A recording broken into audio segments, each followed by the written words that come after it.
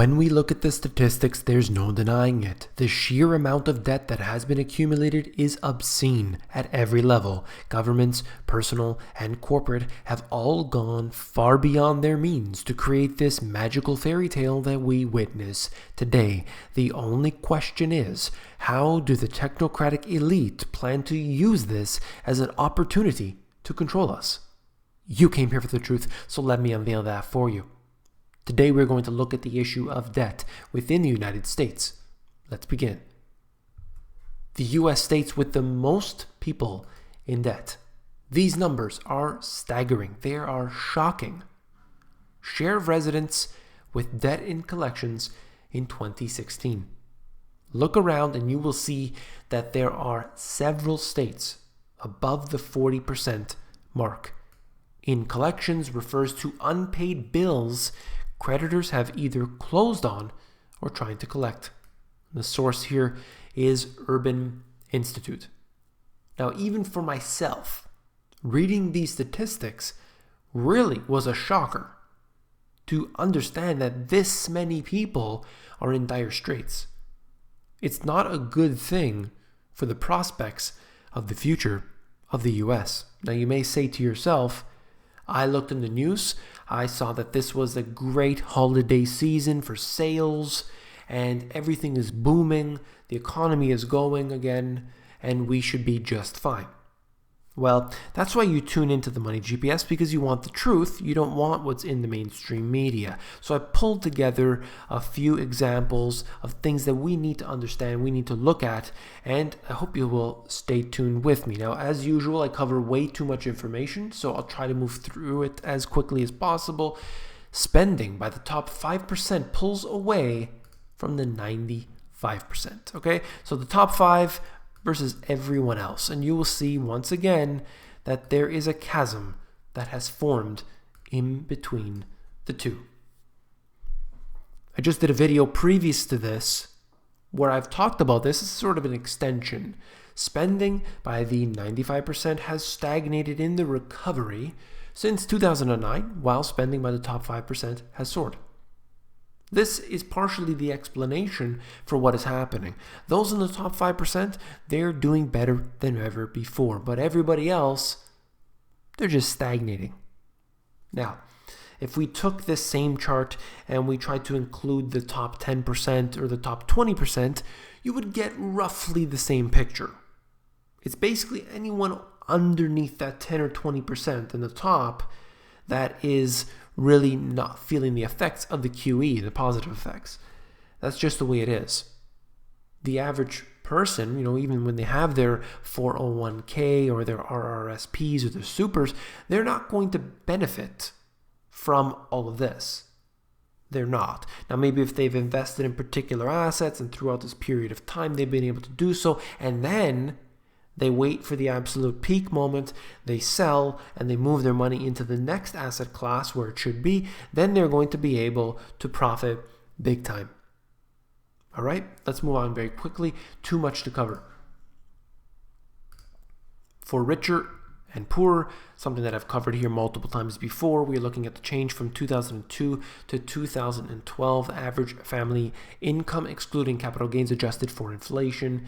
Look, the top 0.01%, they're getting the most gains. That's a fact. But even when you go into that top 5%, you can see where this is going. The richer you are, the more you get. All right? If you're at the bottom, you get nothing. Okay, you're less likely to get anything at all, any benefit at all. But the richer you are, simply the richer you will get. It's a fact. That always happens in any country. The middle class is evaporating.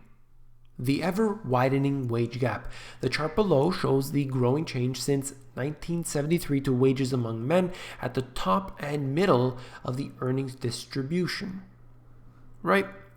We can see the 95th percentile up here and the 50th percentile down here. So basically everybody else stagnating. This is what I talked about in my previous video, that when you look at it, really, you're actually, as time goes on, getting worse. It gets worse. people aren't able to afford their homes. Look, it's great if your primary, what you call an asset, is your home, and the price keeps going up. You may feel richer as a result because you're pulling the equity out and you're buying cars, you're buying toys. That's great. However, that just isn't a good thing, particularly for people who aren't in the market yet. And guess what? There are a lot of people who would like to be in the market but cannot. That brings me into my next point here. Look at this. So you think your place is small. Now, I covered this when the article first came out, but essentially we're looking at an individual who is buying a crawl space, who is renting a crawl space at $450 a month. He literally has to climb up through a ladder. All right? Now, he's getting literally a hole in the wall, but the rent he's paying is only $450 a month. Therefore, he's getting a great deal. Can you believe that? That's what they're talking about here. And then just to forward across to this person. This is real. Okay? This is the article that talks about it. Nearly 2 years after a smattering of tiny homes popped up in the Bay Area as a peculiar new way of housing homeless people, the technique is exploding from one end of the region to the other. Nearly 1,000 tiny homes, or their close cousins, stackable modular housing. They're typically less than 200 square feet of living space, are being planned in San Fran, San Jose, Richmond, and so on. Apparently, it's just the beginning. These are called micro homes. Now, if you want to live in a micro home, tiny home, you want to live in a mobile home, RVs, whatever, I think more power to you. Please, by all means, do it. But if you're living in one because you can't afford, let's call it a normal sized living space, then we have a problem. Do you see what I'm getting at here? It's not a good thing when people literally cannot afford a space that's bigger than their body. That's not good. That tells me that people, if they want to live out in the middle of nowhere, that's fine. But chances are in the middle of nowhere, they're not going to be able to find jobs.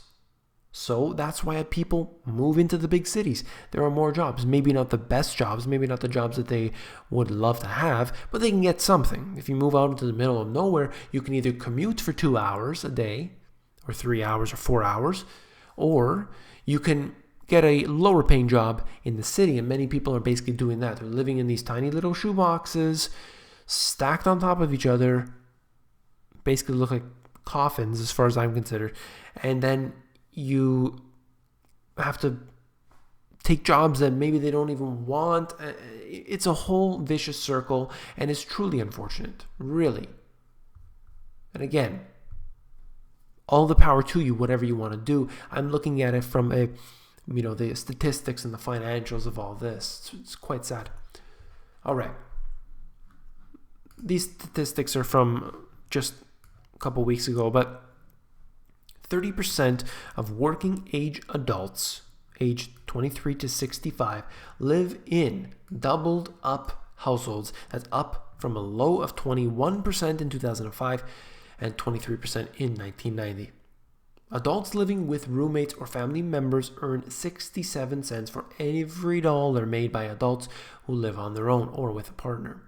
More than half, 54%, of 23 to 29s live in doubled up households with either roommates or family members. Half of people, 23 to 29. Now you may think to yourself, that's totally fine. And I agree with that. If you live with a roommate, with your parents, whatever it might be, I think it's fine. Totally fine. But if you would really prefer to live on your own, but you can't afford to, and so you have to take on a roommate, that's not good. You should be able, as one individual, go to work at an average job with an average education, whatever that means, and be able to afford the average place. But that's not happening. That's not the case at all. You can be well educated and have to live with somebody else, you don't want to, in a place that's smaller than what you would like. To me, that's a big problem. A lot of people are going to disagree with me. You're going to see a lot of criticism here on this video and every one of my other videos, but I'm just pointing at the absolute facts. What I do, I like to call it zooming out. So I look at the picture and I like to zoom out on it, and I zoom out, zoom out, zoom out further and further. And the further I get out, the bigger of a picture I see. And I stop looking at all the statistics, although I do cover them, of course, but I start to see this piecing together of the puzzle. It starts to make a lot of sense. You know, if I just focus on one or two puzzle pieces, how am I ever going to tell what the puzzle's supposed to look like? Right? I like to look at the whole thing, see all the pieces, see all the different shapes and colors, and then piece it all together in my mind. All right? There's more in this, but I'd like to just move on. It's not a good thing, okay? These are although they're statistics in a way, to me it's more anecdotal. Right here. 2016, percentage of adults living in doubled up households, and then you can see back in 2000. Right? Comparing the two here. United States as a whole, 30% was 22%. New York is above that average, obviously. Los Angeles, the same thing.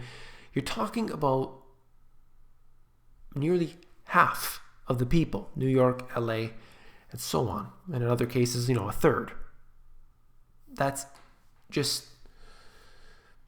It's really unaffordable. We are seeing that now. Debt is at its maximum level it has ever been, and I hope that people will wake up. They need to realize why this is the case. It's not natural. It's been getting worse as the years go on, as the decades move on. Think about where the previous generation was. So many people were coming in, let's just say a generation or two ago. They were coming into the United States, Canada, and other places around the world. And they were able to, with no education whatsoever, with no ties to the country at all, with nobody helping them, they just got a job that they can get into, maybe working with their hands or something. They were able to buy a house. How the hell is that possible today? Many people who are second, third generation and further on, they are established here in the country, and they aren't able to pay for their average expenses. Rent on their property, pay the bills, eat some food. Okay, we have a very, very mixed up world that is happening today. I hope that you will see that I'm pointing out those facts at the Money GPS. Do whatever you want with it. I'm just here to present the facts. I hope that you will be preparing on your own. Many people say, what about solutions? What about solutions? Well, I got a lot of free stuff available for you. You can check out my free e-course that's available on my website, The Money GPS. I have a whole playlist called How To and Solutions that's available at, of course, the Money GPS YouTube channel. So check those out. Lots of ways to be preparing. Get your stuff in order. Take care. Please give me a thumbs up if you found it informative. And don't forget to check out my books at Amazon. Links are in the description below. Take care.